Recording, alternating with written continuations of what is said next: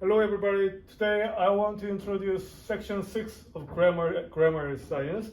We are mainly going to talk about comparing rules and theories today. So when we try to explain the phenomena in our language sentence, sometimes we have several set of grammar which explains same languages. So when we have this different set of grammar, it is nature that we need to choose only one grammar that explains a certain phenomenon in a language, because grammar is something that we are making decision based on the fact.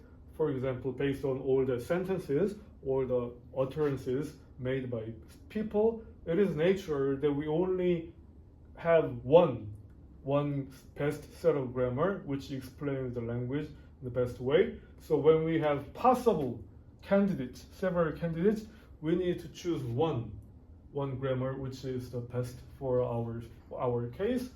So here we can talk about some of the reasons, some of the evaluation criteria that we can choose from among the several different proposals.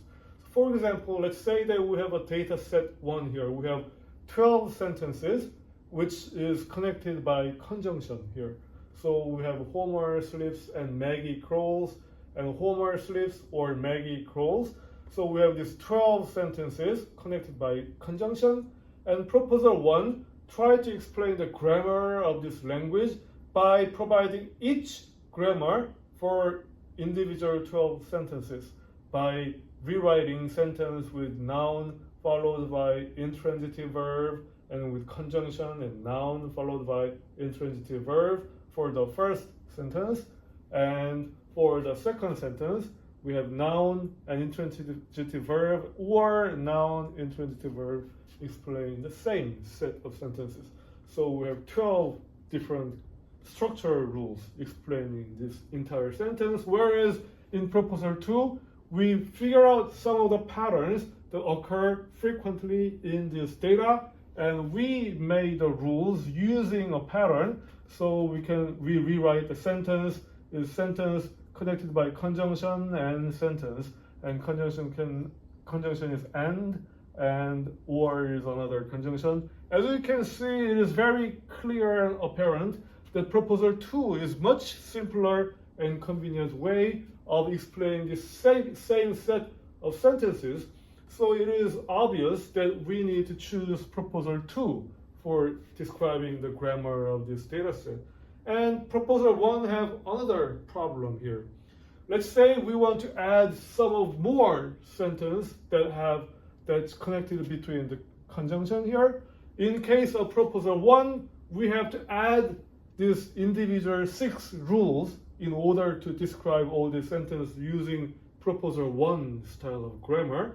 However, in proposal 2, without adding any more additional rules, proposal 2 sentence is sentence, conjunction sentence can still explain the correct grammar for these additional sentences. So it's very apparent, it's very clear that proposal 2 is a better way of explaining the situation here.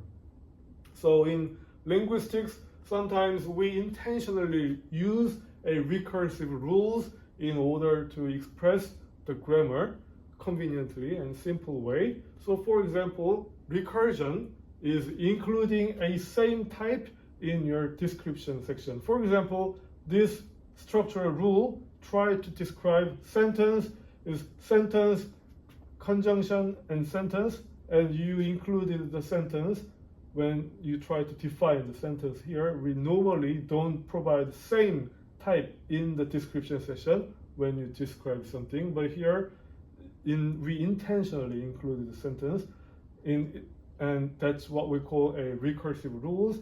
And advantage of recursive rule is if you use this, we can create infinite lengths of sentences with these simple rules. So we intentionally use these recursive rules in linguistics area to generate a infinite length of sentences, which is very convenient and elegant and clear way, and which is a very powerful rules. So here, today's content was rather simple, and when we try to explain the sentence, we sometimes encounter several proposer, and we have to choose one proposer based on convenience and simplicity. And also, in order to do that, we can use a recursive rules to create infinite lengths of sentences. I hope it helped you to study. Okay, thank you. Thanks for watching.